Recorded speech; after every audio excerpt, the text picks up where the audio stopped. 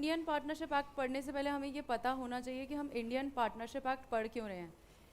Partnership is one of the less used modes of doing business, right? Now we have companies, private companies, LLPs, one person company, right? Still, Indian Partnership Act is in force. We also have limited liability partnerships 2008 का जो legislation है. But फिर भी हम Indian Partnership Act 1932 को syllabus में रखते हैं, हम पढ़ते हैं, तो हमें देखना पड़ेगा. syllabus में है तो नेचुरली राइट. तो ये वाली जो पार्टनरशिप्स हैं ये बहुत मंडेन हैं, पुराने ऑब्सोलीट पार्टनरशिप्स हैं. लेकिन सब्जेक्ट को स्टार्ट करने से पहले हमें क्या देखना पड़ेगा, इसकी हिस्ट्री थोड़ी समझनी पड़ेगी कि इंडियन पार्टनरशिप एक्ट कहाँ से आ रहा है, क्यों आ रहा है. ऑलरेडी इंडियन कॉन्ट्रैक्ट एक्ट में एक चैप्टर था, लास्ट चैप्टर, इंडियन पार्टनरशिप से related, right. So we stuck that portion out, हमने उसको स्ट्रक आउट करके एक नया एक्ट बनाया.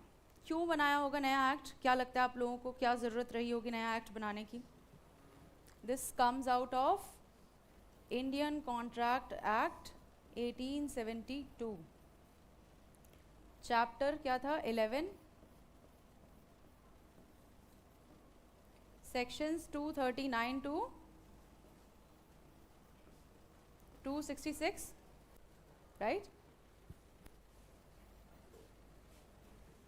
कुछ नई चीज़ें ऐड की हैं हमने इसमें, मोस्ट डेफिनेटली. ऐसा नहीं है कि एज इट इज़ हमने वहाँ से कट कॉपी और यहाँ पे पेस्ट कर दिया है, राइट. तो जो इंडियन कॉन्ट्रैक्ट एक्ट है वो बहुत बल्कि हो गया था लॉ, ठीक है. उसमें स्पेसिफिक कॉन्ट्रैक्ट्स डील किए हुए थे, सेल ऑफ गुड्स उसमें डाला हुआ था, इंडियन पार्टनरशिप उसमें डाला हुआ था. और वो क्या है, वो ऐसे लॉज हैं जिनके ऊपर day in day out transactions हो रहे हैं. ट्रांजैक्शंस बढ़ते जा रहे हैं, केसेस बढ़ते जा रहे हैं, ठीक है. जुडिशियल इंटरप्रिटेशन का एक बहुत बड़ा रोल होता है किसी भी लॉ को क्या करने में, इंटरप्रेट करने में, अप्लाई करने में. तो यहाँ पर इतने केसेस हो गए थे कि हमें उन सारे केसेस को अमेंड करके इसमें एक नया लॉ बनाने की ज़रूरत थी. केसेस को इनकलकेट करना था इसके अंदर, ठीक है. और इंडियन कॉन्ट्रैक्ट एक्ट को थोड़ा सा हल्का भी करना था. तो हमने वहाँ से दो एक्ट्स अलग निकाल लिए, एक निकाल लिया सेल ऑफ गुड्स एक्ट और एक निकाल लिया इंडियन पार्टनरशिप एक्ट, ठीक है. अब इंडियन पार्टनरशिप एक्ट पास हुआ 8 अप्रैल 1832 को, है ना. देखिएगा ज़रा क्या कहता है इसका सेक्शन 1 का सबसेक्शन 1. ये जो है इंट्रोडक्शन पार्ट, ये वाला जो पार्ट है जो सेक्शन 1 से पहले होता है, ये आप सबको बस एक रीड देना है इसको. Just give it a read, specially those of you who are planning to take partnership as an optional in Bihar judiciary, right. तो ये इंट्रोडक्शन पार्ट आपको पढ़ना है कि ये क्यों आया, क्या कमिटीज़ बनी थी, ठीक है. ये बहुत बड़ा सारा इंट्रोडक्शन इन्होंने दे रखा है, आपको बस इसको ऊपर से स्किम रीडिंग करनी है. स्किम रीडिंग समझते हैं, स्किम रीडिंग करनी है, आपको पता होना चाहिए कि इसके पीछे लॉजिक क्या था, ठीक है. अब आ जाइए कंटेंट पार्ट पे. इंडियन पार्टनरशिप एक्ट कोने में राइट हैंड साइड पे 8 अप्रैल 1932 लिखा है, वो क्या है, डेट ऑफ इनैक्टमेंट है, ठीक है. और डेट ऑफ इनैक्टमेंट का मतलब क्या होता है, वो डेट जिस दिन असेंट मिली है लॉ को और वो क्या बन गया है, एक स्टैच्यूट बन गया है, ठीक है. असेंट किसी की भी हो सकती है. अब उस टाइम पे जो भी अथॉरिटी थी, गवर्निंग अथॉरिटी, उनकी असेंट मिलती थी. अब जो है अब प्रेसिडेंट की असेंट मिलती है, ठीक है. इनैक्टमेंट हो गया, उसके बाद क्या होता है, इनैक्टमेंट के बाद एनफोर्समेंट होता है, ठीक है. एनफोर्समेंट की जब बात करते हैं तो एनफोर्समेंट के लिए इन्होंने कहा गया है कि 1 अक्टूबर 1932 को पूरा एक्ट क्या आया है, एनफोर्समेंट में आया है. पहले इस तरह के क्वेश्चंस आते थे कि ये डेट ऑफ एनफोर्समेंट इस पर्टिकुलर लॉ की क्या है. अब नहीं आते, अब सभी जो स्टेट्स हैं उन्होंने अपना पैटर्न थोड़ा डिफ़िकल्ट कर लिया है. तो इतने इजी क्वेश्चंस जनरली नहीं पूछे जाते, लेकिन फिर भी हमें क्या होने चाहिए, याद होने चाहिए, ठीक है. 1 अक्टूबर 1932 को पूरा एक्ट फोर्स में आया है एक्सेप्ट सेक्शन 69. सेक्शन 69 को इन्होंने 1 अक्टूबर 1933 को फोर्स में लाया है. Y?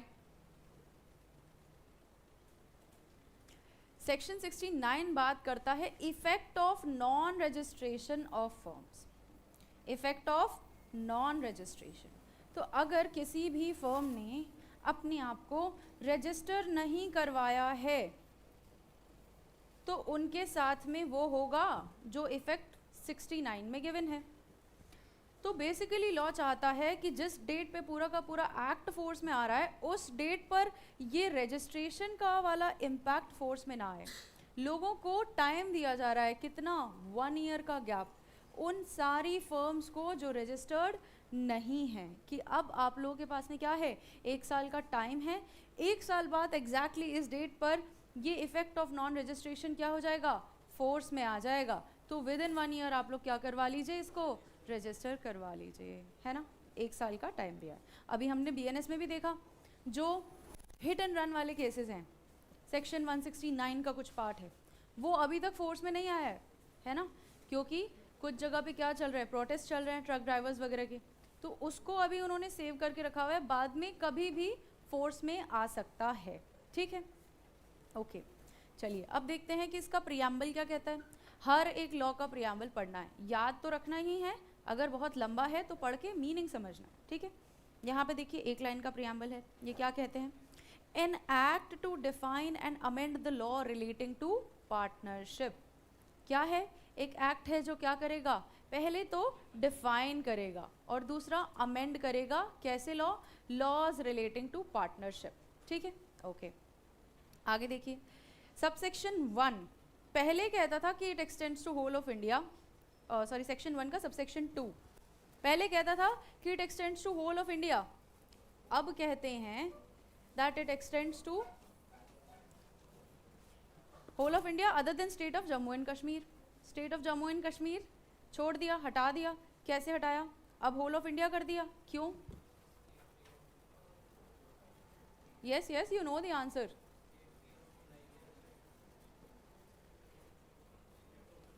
Jammu and Kashmir reorganization act 2019। Schedule क्या है, टेबल क्या है, ऑल राइट, सारे लॉज पता होने चाहिए इस टेबल में, जो अब Jammu and Kashmir and union territory of Ladakh के ऊपर क्या कर दिए गए हैं, अप्लाई कर दिए गए हैं। These were not earlier applicable, now they are, all right, okay. Mic की आवाज़ तेज़ करने के लिए कह रहे हैं विवेक आपसे, ऑल राइट, ठीक है। चलिए आगे देखते हैं। पार्टनरशिप को समझने के लिए सबसे इम्पॉर्टेंट पोर्शन जो आपके पास में आएगा ना, वो आपके आएंगे सेक्शंस 4, 5, 6 वाला जो पोर्शन है। ये पोर्शन ऐसा है जिसमें आपको पार्टनरशिप फर्म बनेगी कैसे ये पता चलेगा। पार्टनरशिप फर्म बनेगी कैसे ये पता चलेगा।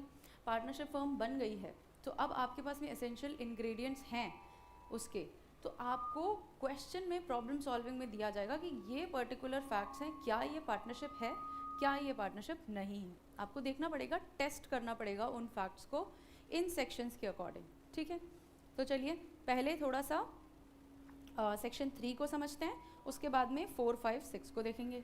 सेक्शन 2 जो है हमारा डेफिनेशंस का, वो जैसे जैसे जो डेफिनेशन हमारे यूज़ में आती जाएगी ना, वैसे वैसे हम उस डेफिनेशन को समझेंगे। ठीक है, ऑल राइट। देखिए सेक्शन 3 क्या कहता है, application of provisions of act 9 of 1872। ठीक है, ये पीछे से रिवर्बरेट क्यों हो रहा है आवाज़, हाँ जी, हाँ। तो unrepealed provisions of the Indian Contract Act 1872 save insofar as they are inconsistent with the express provisions of this act shall continue to apply to firms। कहना चाह रहे हैं कि कुछ ऐसे प्रोविजंस हैं जो इंडियन कॉन्ट्रैक्ट एक्ट के क्या हैं, अनरिपील्ड हैं। ठीक है, जो पार्ट रिपील हो गया वो तो कहीं पे भी एप्लीकेबल नहीं होता ऑफ कोर्स। जो अनरिपील्ड प्रोविजंस हैं इंडियन कॉन्ट्रैक्ट एक्ट के, वो फर्म्स के ऊपर अप्लाई करेंगे। किसके ऊपर अप्लाई करेंगे, पार्टनरशिप फर्म्स के ऊपर अप्लाई करेंगे। लेकिन इसका एक एक्सेप्शन दिया है इन्होंने। एक्सेप्शन क्या दिया है, save in so far as they are inconsistent with this act. इसका मतलब क्या है, अगर पार्टनरशिप एक्ट में लिखी गई कोई बात इंडियन कॉन्ट्रैक्ट एक्ट के जनरल रूल्स के अगेंस्ट जा रही है तो प्रायोरिटी किसको दी जाएगी, पार्टनरशिप एक्ट को। यही कहा जा रहा है कि अगर इंडियन कॉन्ट्रैक्ट एक्ट में लिखी गई कोई बात पार्टनरशिप एक्ट के अगेंस्ट नहीं है, जनरल रूल है, तब तो वो एप्लीकेबल होगा। अगर वो पार्टनरशिप से इनकंसिस्टेंट जा रहा है तो पार्टनरशिप एक्ट अप्लाई होगा, उसको प्रायोरिटी दी जाएगी। क्यों? क्योंकि जनरालिया स्पेशलिबस नॉन डेरोगेंट। लिख लीजिए, general law generalia specialibus non डेरोगेंट।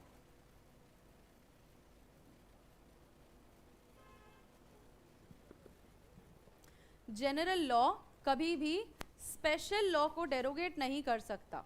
यहाँ पर Indian contract act generally contracts के बारे में बात करता है तो वो जनरल लॉ है, और Indian partnership act specifically partnership के बारे में बात कर रहा है। ये कॉन्ट्रैक्ट्स स्पेशल कॉन्ट्रैक्ट्स हैं, तो ये क्या है? स्पेशल लॉ है, और स्पेशल लॉ हमेशा ओवरराइड करेगा जनरल लॉ को। ठीक है, यहाँ से ही आपका एक दूसरा क्वेश्चन निकल के आता है। क्वेश्चन क्या है? Whether Indian partnership act is an exhaustive law और नॉट। ठीक है, क्या इंडियन पार्टनरशिप एक्ट एग्जॉस्टिव है, अपने आप में क्या है? परिपूर्ण है, संपूर्ण है, उसके अलावा किसी और चीज़ की ज़रूरत नहीं है पार्टनरशिप के बारे में अगर बात की जाए तो? नॉन एग्जॉस्टिव है। क्यों नॉन एग्जॉस्टिव है, क्या लगता है?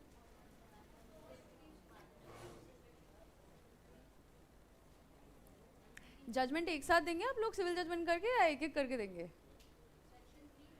सेक्शन 3 में क्या इंडियन कॉन्ट्रैक्ट एक्ट की बात की गई है, इसलिए ओके गुड। ठीक है, तो पार्टनरशिप एक्ट क्या नहीं है? एग्जॉस्टिव लॉ नहीं है। एग्जॉस्टिव नहीं है का मतलब पार्टनरशिप से रिलेटेड सारी बातें आपको यहाँ नहीं मिलेंगी, कहीं और से भी आपको बोरो करनी पड़ेंगी। You will have to borrow the legislative provisions from some other acts also, right? For instance, section 3 में कहा गया है, क्या कहा गया है?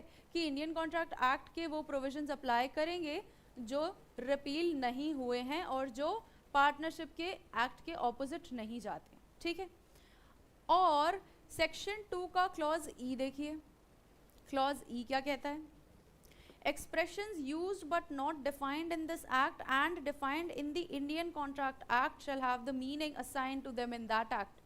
फिर से ये कह रहे हैं कि जो बातें हमने यहाँ पे यूज़ की हैं, जो मीनिंग्स और डेफिनेशंस यूज़ किए हैं, बट उनका डिफाइन यहाँ नहीं कर रहे हैं, उनकी डेफिनेशन आप कहाँ से लेंगे? इंडियन कॉन्ट्रैक्ट एक्ट से लेंगे। ठीक है, ठीक, तो ये अगेन बोरोइंग के बारे में बता रहे हैं। और हम जानते हैं कि लिमिटेड लायबिलिटी पार्टनरशिप्स के लिए एक अलग लेजिस्लेशन है, तो इसका मतलब पार्टनरशिप से सारी रिलेटेड बातें यहाँ तो नहीं दी गई हैं, दूसरी जगहों पर भी हमें मिलती हैं। ठीक है, और इसी तरह हर जगह पर आपको बीच बीच में इस एक्ट में इंडियन कॉन्ट्रैक्ट एक्ट के प्रोविजंस का क्या मिलेगा? रेफरेंस मिलेगा। ठीक है, इसके साथ साथ सेविंग्स क्लॉज देखिए, इसका लास्ट सेक्शन जो है वो ज़रा देखिए, इसका सेक्शन 74 सेविंग्स। सेविंग्स क्लॉज ये कहता है कि कोई rule of insolvency relating to partnership है तो ई में देखिएगा, और डी में देखिएगा any enactment relating to partnership not expressly repealed by this act.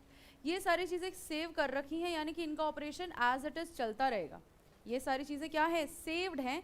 Indian partnership act आने के बावजूद भी all of these things that are mentioned in the savings they will continue operation. Alright, तो इसलिए हम ये कह सकते हैं, कंक्लूसिवली कह सकते हैं कि इंडियन पार्टनरशिप एक्ट क्या नहीं है?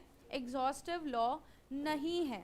ठीक है, और वैसे भी अगर आपसे कभी जनरली पूछा जाए कि क्या कोई भी लॉ एग्जॉस्टिव होता है, तो क्या कहेंगे? क्या सिविल प्रोसीजर कोड एग्जॉस्टिव है? क्या भारतीय नागरिक सुरक्षा संहिता एग्जॉस्टिव है? नहीं। क्यों नहीं है ये laws exhaustive? All those who have taken a subject with me already, they know the answer. Yes, Akash, Ayushi. Why no law can be said to be exhaustive? आप लोगों ने आंसर तो दिया कि मैम एग्जॉस्टिव नहीं है, पर क्यों नहीं है एग्जॉस्टिव? यस, सेक्शन 3 पे वीडियो पॉज हो गया, बिल्कुल रिपीट कर देंगे। ठीक है नंदिनी बेटा, हो जाएगा। सेक्शन 3 ये कह रहा है बेटा कि इंडियन कॉन्ट्रैक्ट एक्ट 1872 के जो प्रोविजंस इंडियन पार्टनरशिप एक्ट के ऑपोजिट नहीं हैं, वो प्रोविजंस अब भी इंडियन पार्टनरशिप फर्म्स पर अप्लाई करेंगे। ठीक है, क्यों अप्लाई करेंगे? क्योंकि इंडियन पार्टनरशिप एक्ट अपने आप में कंप्लीट लॉ नहीं है, एग्जॉस्टिव लॉ नहीं है। एग्जॉस्टिव क्यों नहीं है? क्योंकि कई जगह से दूसरे लॉज से प्रोविजंस यहाँ पर लिए जा रहे हैं, बोरो किए जा रहे हैं। ठीक है, Indian partnership act for example अगर ये कहता है कि माइनर केपेबल नहीं है किसी भी तरह के कॉन्ट्रैक्ट के लिए, यहाँ पर पार्टनरशिप एक्ट में माइनर क्या कर रहा है? थोड़ा सा एक छोटा सा पार्ट है कॉन्ट्रैक्ट का जो वो करता है, बेनिफिट्स में एडमिट हो सकता है पार्टनरशिप के। तो ये बात तो पार्टनरशिप एक्ट कह रहा है और ये किसके अगेंस्ट है? इंडियन कॉन्ट्रैक्ट एक्ट के अगेंस्ट है। तो यहाँ पर ओवरराइड कौन करेगा? जनरल बात कॉन्ट्रैक्ट एक्ट की या पार्टनरशिप की स्पेसिफिक बात? पार्टनरशिप की स्पेसिफिक बात। गुलशन, नंदिनी, समझ आया? पार्टनरशिप की बेटा कही गई स्पेशल बात हमेशा ओवरराइड करेगी जनरल लॉ की बात को। क्यों? क्योंकि जनरलिया स्पेशलिबस नॉन डेरोगेंट होता है। General law can never be derogative, opposite of what? Of a special law. ठीक है, ये हो गई बात। और बताइए, अमेंडमेंट्स होते रहते हैं। ममता बिल्कुल सही बोला, बिल्कुल सही बात बोली बेटा, अमेंडमेंट्स होते रहते हैं। टेक्नोलॉजी के अकॉर्डिंग हमें आगे बढ़ना पड़ता है, तो हम कभी नहीं कह सकते कि कोई भी लॉ एग्जॉस्टिव है। ठीक है, इसके अलावा सुप्रीम कोर्ट ऑफ इंडिया ने मनोहर लाल वर्सेस सेठ हीरा लाल के केस में ये कहा है कि कोई भी लॉ कभी एग्जॉस्टिव हो ही नहीं सकता।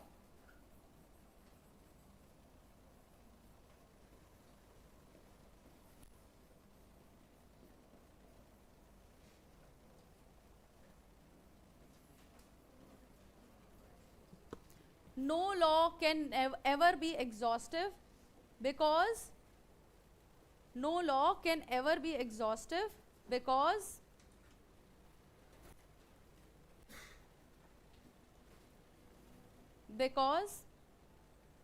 the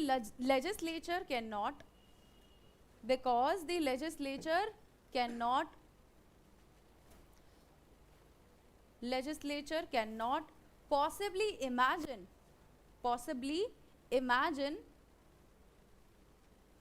all the future because the legislature cannot possibly imagine all the future events,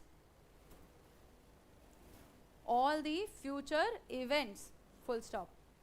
legislature को तो नहीं पता कि कमर्शियल कोर्ट्स अलग से चाहिए होंगे कुछ साल में, तो सीपीसी एग्जॉस्टिव कैसे हो सकता है? जब कमर्शियल कोर्ट्स एक्ट आया तो सीपीसी को क्या करना पड़ा? अमेंड करना पड़ा।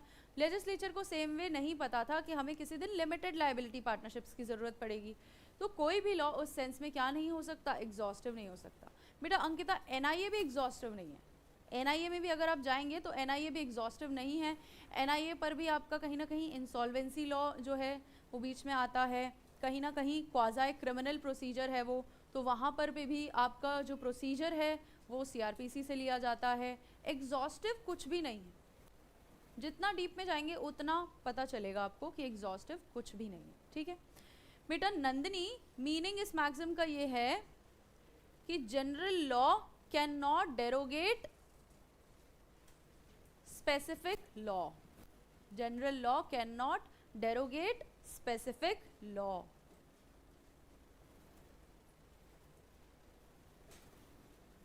IBC prevails over most of the laws, but is IBC exhaustive? IBC और सरफेसी में अगर कोई कॉन्फ्लिक्ट हो गौरव तो क्या होगा? IBC और कंपनी लॉ में कोई कॉन्फ्लिक्ट हो तो क्या होगा? सोचा है? बताइए क्या होगा, है ना? उस सेंस में अगर आप देखेंगे तो कोई भी लॉ एग्जॉस्टिव नहीं है। शिरीष बेटा, फैमिली लॉज तो बिल्कुल एग्जॉस्टिव नहीं है।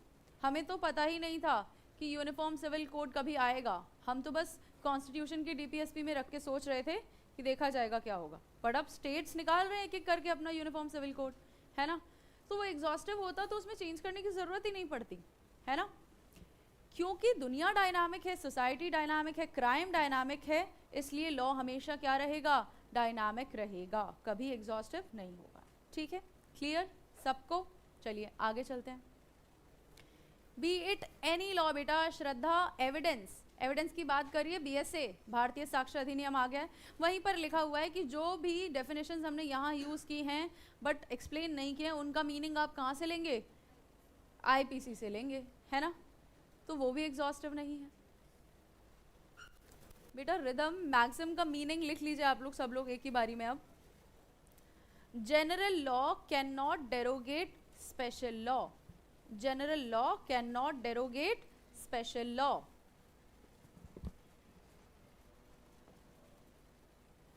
ठीक, चलिए आगे देखते हैं। Chapter 2 most important chapter means के पॉइंट ऑफ व्यू से, इसे टिक कर लीजिए कि चैप्टर 2 मीन्स के पॉइंट ऑफ व्यू से मोस्ट इंपॉर्टेंट चैप्टर है, nature of partnership.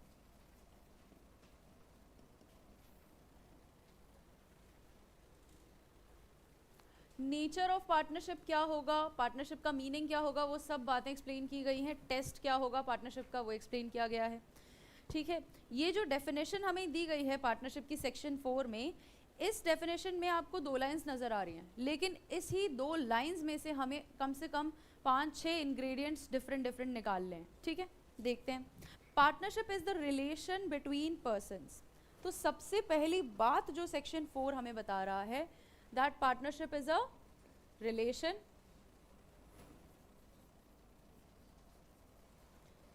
Between persons. अब ये पर्सन्स जिनकी बात हो रही है, ये या तो नेचुरल पर्सन्स होंगे, यानी कि आप, मैं, हम सब, या फिर आर्टिफिशियल पर्सन्स होंगे। आर्टिफिशियल पर्सन्स कौन होते हैं, कंपनीज, लीगल पर्सन्स भी कहा जाता है इनको, आर्टिफिशियल और लीगल पर्सन्स। ठीक है, ये 2 तरह के ही पर्सन्स हैं जो पार्टनरशिप बना सकते हैं। ठीक है, इनके अलावा कोई पर्सन नहीं है जो पार्टनरशिप बना सके। ठीक है, ऑल राइट, क्लियर है। चलिए, पर्सन्स वर्ड यूज किया गया है, इसका मतलब क्या होना चाहिए, 2 or more, at least 2 persons are required, plural है। ठीक है, आगे देखिए क्या कहते हैं। Persons who have agreed to share the profits, these persons have an agreement, they have done what, agreed to share। इनके बीच में क्या है, एक अग्रीमेंट है। अग्रीमेंट कैसे बनता है, कॉन्ट्रैक्ट से पहले वाली स्टेज होती है अग्रीमेंट। 2 लोग कंसेंसस एड इडम में है तो उनके बीच में क्या है, अग्रीमेंट है। और ये अग्रीमेंट किसके लिए है, ये अग्रीमेंट है शेयरिंग ऑफ प्रॉफिट्स के लिए, शेयरिंग ऑफ प्रॉफिट्स के लिए।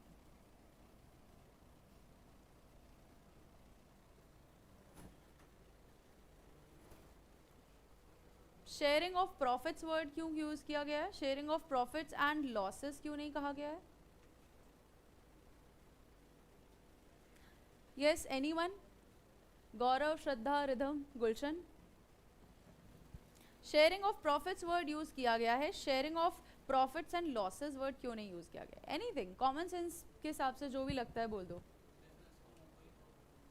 वेरी गुड, बिजनेस का मोटिव क्या होता है, प्रॉफिट अर्न करना होता है। लॉ कभी ये नहीं बोलेगा कि आप लॉसेस किस बेसिस पे शेयर करना चाहते हैं। लॉसेस शेयर करने के लिए कोई पार्टनरशिप का अग्रीमेंट नहीं करना चाहता।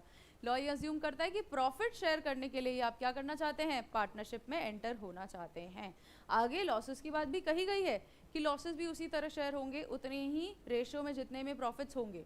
ठीक है, बट यहाँ डेफिनेशन में क्या दिया गया है, प्रॉफिट्स ही दिए गए हैं। इसका मतलब अगर किसी भी पर्सन को एक्सक्लूड करना हो, वो कहे कि मैं सिर्फ और सिर्फ पार्टनरशिप के प्रॉफिट्स में शेयर करूंगा, I will not be liable for losses, ऐसा पॉसिबल है, नहीं है। क्यों पॉसिबल नहीं है, डेफिनेशन में तो सिर्फ प्रॉफिट्स ही कहा गया है। बिल्कुल पॉसिबल है,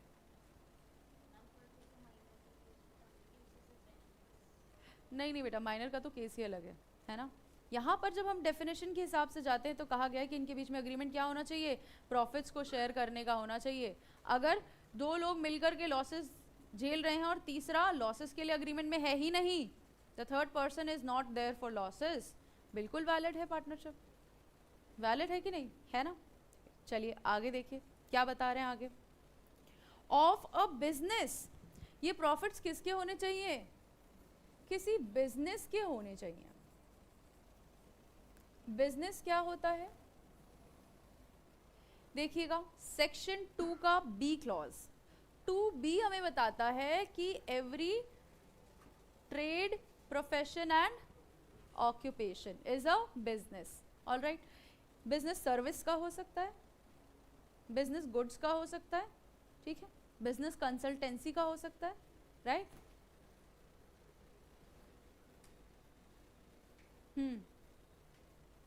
बिल्कुल बिल्कुल सही, सबके आंसर्स ऑलमोस्ट सही हैं। बिजनेस क्या होता है? Every trade, profession, occupation. लेकिन यहाँ पे कुछ ऐसा है जो सबटाइटल में है, जो कहा नहीं गया है। लीगल होना चाहिए। कुछ भी इलीगल होगा तो वो बिजनेस नहीं होगा। लेट्स से मेरा और आयुषी का अग्रीमेंट है कि इंडिया में लेबर की बहुत कमी हो रही है, तो हम बांग्लादेश से यंग गर्ल्स को लेकर के आएंगे प्रोक्योर करके, ठीक है, और यहाँ पर हम उनको सेल करेंगे काम करने के लिए घरों में। जिसको भी अपने घर में क्या चाहिए, हाउस हेल्प चाहिए, वो गर्ल्स को लेकर जा सकते हैं और हाउस हेल्प बना सकते हैं, और हम इसके प्रॉफिट्स शेयर करेंगे। क्या है ये? इलीगल है, ह्यूमन ट्रैफिकिंग है। तो हर चीज जो लीगल है सिर्फ वही ट्रेड, ऑक्यूपेशन, प्रोफेशन की बात हो रही है, ठीक है, इलीगल की बात नहीं हो रही। पार्टली इलीगल हो, कंप्लीटली इलीगल हो, कोई फर्क नहीं पड़ता। इलीगैलिटी का एलिमेंट आते ही वो क्या हो जाता है? Out of the purview of partnership हो जाता है, ठीक है। आगे देखिए, business carried on by all or any of them acting for all. Business का क्या होना जरूरी है? कैरी ऑन होना जरूरी है। क्या चाहिए? इसके लिए कोई रियल या फिजिकल एक्ट होना चाहिए। आप कुछ मेहनत कर रहे हैं, कुछ कमा रहे हैं, कुछ प्रोवाइड कर रहे हैं सर्विस, रियल या physical act of carrying on of a business होना जरूरी है, ठीक है। एक प्रॉपर्टी ली, दो लोगों ने मिलकर के उसको क्या कर दिया? रेंट पे दे दिया, और रेंट को आधा आधा डिवाइड कर रहे हैं। क्या है? पार्टनरशिप है? नहीं है पार्टनरशिप। कुछ कैरी ऑन नहीं कर रहे हैं, they are not carrying on any kind of business. Alright, आगे देखेंगे हम सेक्शन 6 में कि टेस्ट क्या है पार्टनरशिप का, क्या पार्टनरशिप है और क्या नहीं है, है ना। अब ये कैरिंग ऑन कैसे हो सकता है? बाय ऑल हो सकता है, यानी कि सारे के सारे पर्सन्स जो इस अग्रीमेंट में शामिल हैं वो सारे काम करेंगे, कुछ ना कुछ काम करेंगे। और by any one of them acting for all हो सकता है। एनी वन ऑफ देम यानी कि उनमें से कोई एक जो सबके बिहाफ पे काम कर रहा है,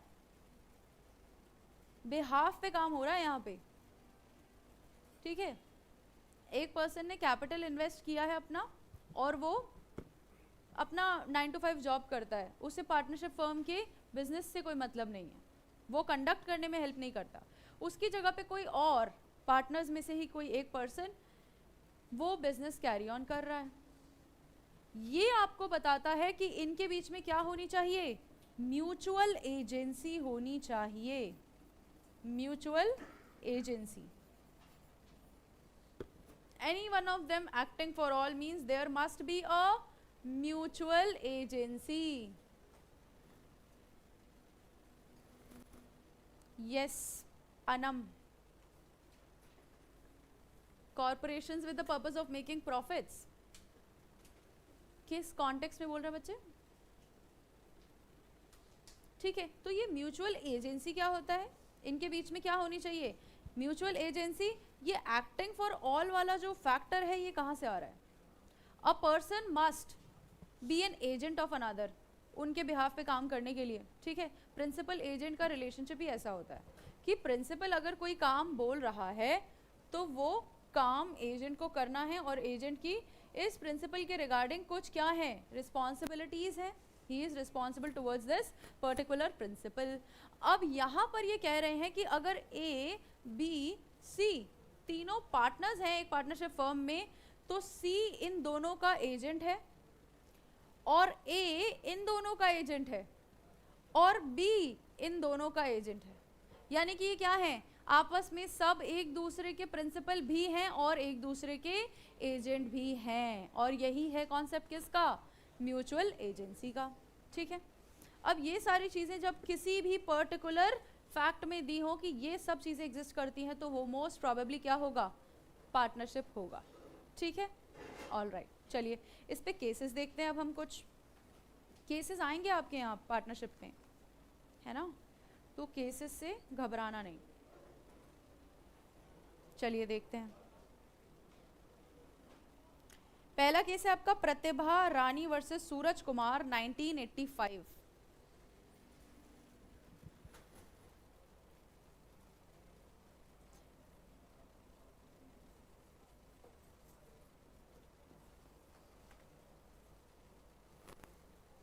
बिल्कुल भी ज़रूरी नहीं है कि आप फैक्ट्स लिखें, सिर्फ रेशियो लिखना है।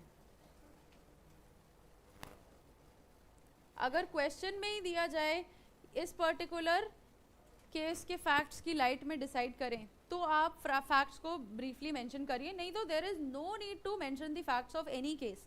हम डिस्कस करेंगे यहाँ पे कुछ के फैक्ट्स जो अच्छे होंगे, इंटरेस्टिंग, याद रखने लायक, इंपॉर्टेंट होंगे, वो हम डिस्कस करेंगे।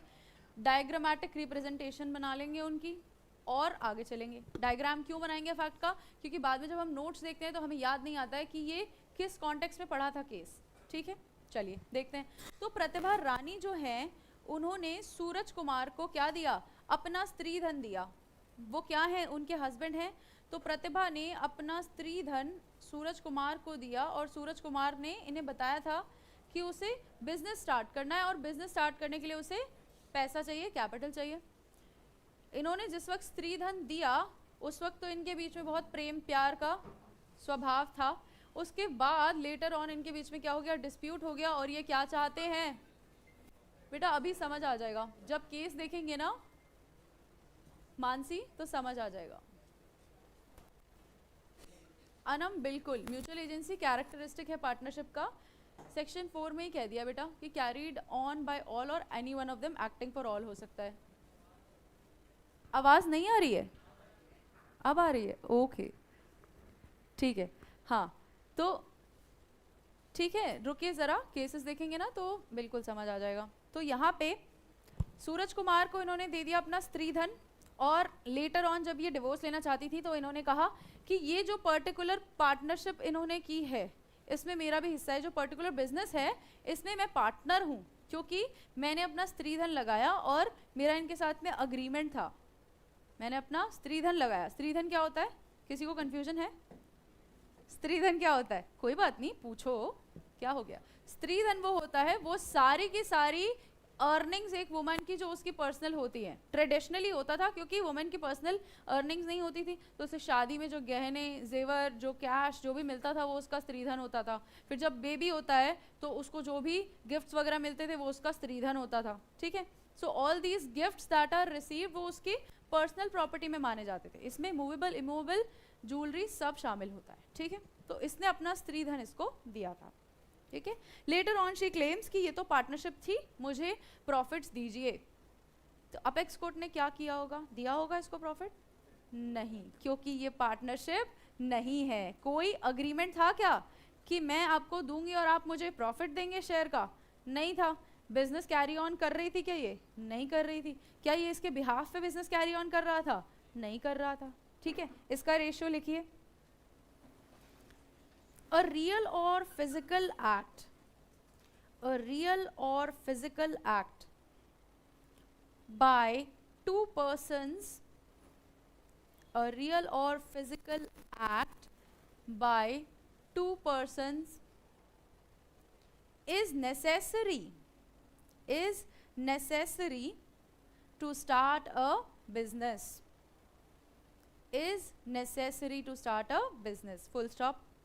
नेक्स्ट लिखिए, carrying on of business, carrying on of business and sharing of profits, and sharing of profits under agreement, under agreement are essentials of a partnership.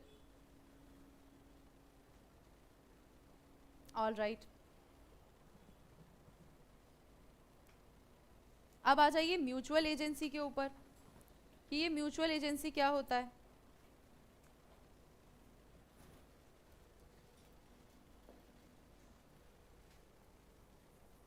COX versus Hickman,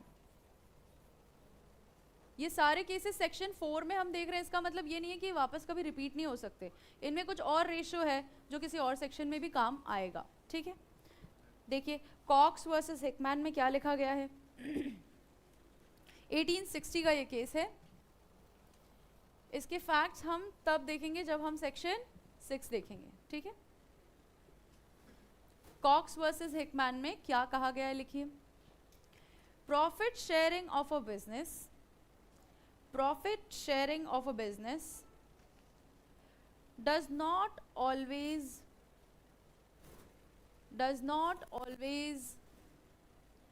lead to lead to partnership, full stop. The real relation between persons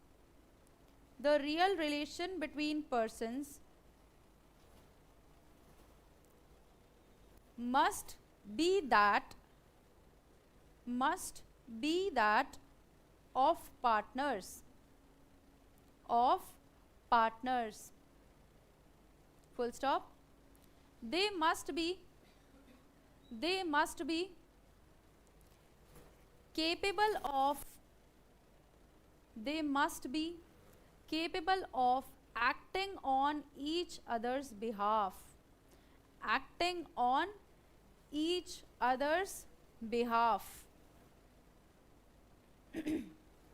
full stop, ठीक है। आगे देखिए, इसमें एक और case लिखिए, कमलेश वाड़ीलाल मेहता का case.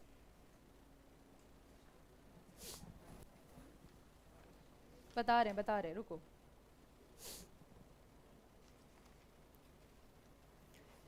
Kamlesh Vadilal Mehta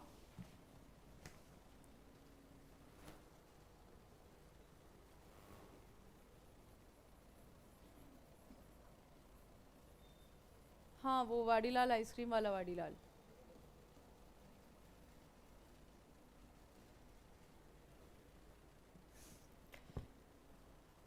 यहाँ पे है ऊपर, CAG controller and auditor general versus Kamlesh Vadilal Mehta. CAG पता है आप लोगों को, कॉन्स्टिट्यूशनल पोस्ट है, ठीक है। 2003 सुप्रीम कोर्ट।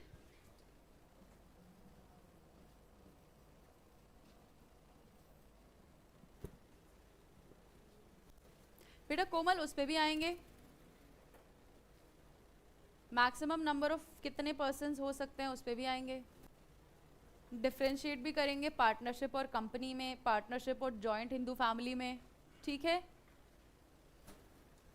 केस नोट्स बेटा जिसका भी छूट जाए कोई उसको ऑनलाइन पिक्चर शेयर कर दो उसकी, क्लिक करके, तो इजी रहेगा, बाद में जिसका भी छूटा है वो कंप्लीट कर पाएगा, है ना, ठीक है।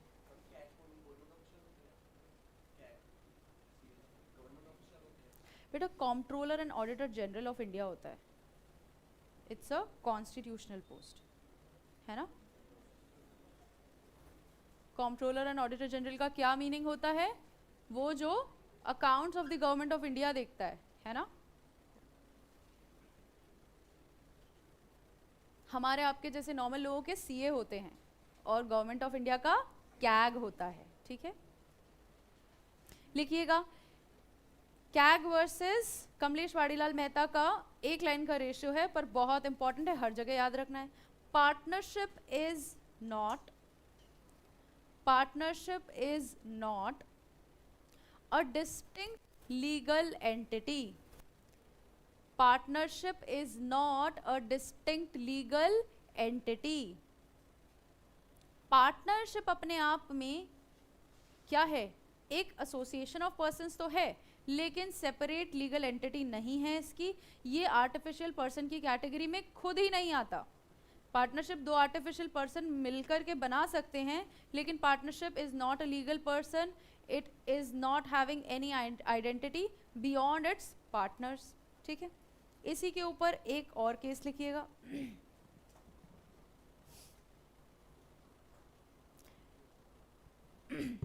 Malabar Fisheries Company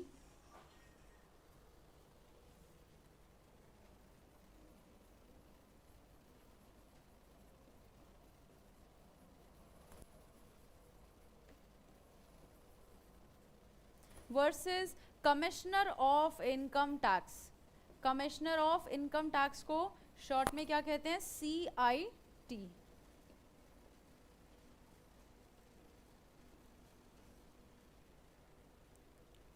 nineteen 80 supreme court.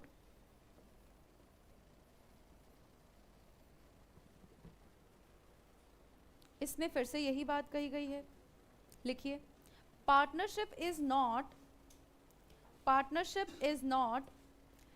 a separate legal identity. Partnership is not a separate legal entity.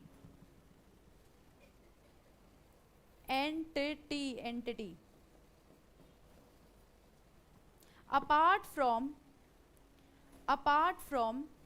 the partners constituting it. Apart from the partners constituting it. यानी कि जो पार्टनर्स ने इसे बनाया है वो ही पार्टनर्स इसकी आइडेंटिटी हैं, इसकी एंटिटी हैं, इससे अलग कोई इसकी एंटिटी नहीं है। जैसे कंपनी की होती है, कंपनी में क्या होता है, अगर जितने भी शेयर होल्डर्स हैं वो सारे खत्म हो जाएंगे, मर जाएंगे, तो भी कंपनी क्या करेगी? सर्वाइव करेगी। उन शेयर होल्डर्स के लीगल रिप्रेजेंटेटिव अब अपने आप क्या बन जाएंगे? उनकी जगह शेयर होल्डर बन जाएंगे। कंपनी चलती रहेगी चाहे कोई डायरेक्टर हो या ना हो, चाहे शेयर होल्डर्स हो या ना हो। पार्टनरशिप फर्म नहीं चल सकती।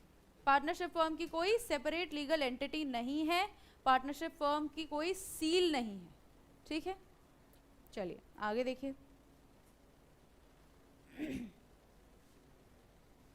Firm Haji Isa versus सारणबाई।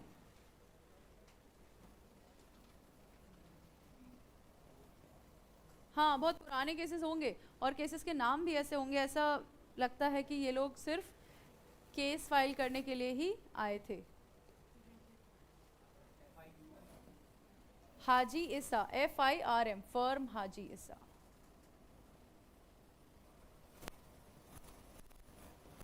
Versus सारणबाई। 1938 Nagpur.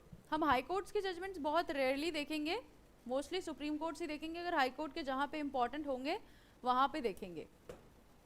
Nagpur.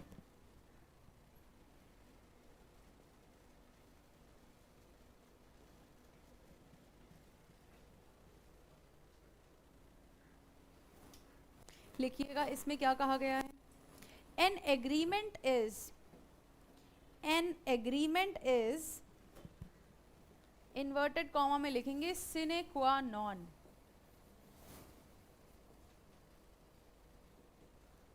An agreement is a sine qua non of every partnership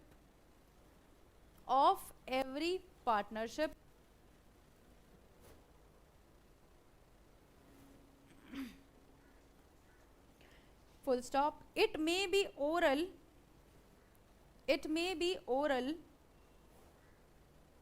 or in writing. It may be oral or in writing, or express or implied, or express or implied, full stop. तो ये clear कर दे रहे हैं कि partnership में agreement होना ज़रूरी है, एक्सप्रेस हो या इम्प्लाइड हो, वर्ड्स रिटन हो या ओरल हो। ठीक है, ओके, चलिए आगे देखिए। एक और केस लिखिए।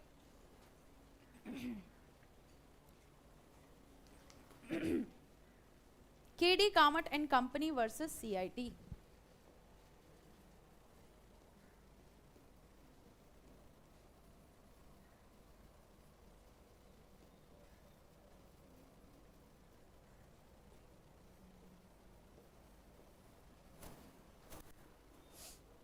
नाइनटीन 71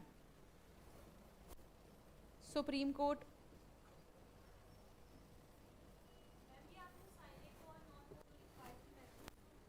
बेटा सिने क्वा नॉन का मतलब होता है essential element.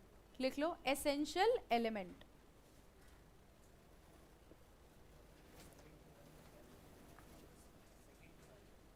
Sorry, second to या एसेंशियल एलिमेंट। चलिए आगे देखिए, K D Kamath and company versus CIT, लिखिए 1971। There are two essential elements. There are two essential elements to constitute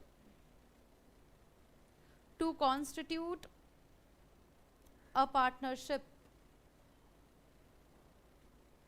To constitute a partnership. Number one, agreement to share profits. Agreement to share profits and losses. Agreements to share profits and losses. And number two, business is carried on. Business is carried on by all or any one of them, or any one of them acting for all. By all or any one of them acting for all. All right. आगे लिखिए, बहुत सारे cases हैं इसमें। हाँ,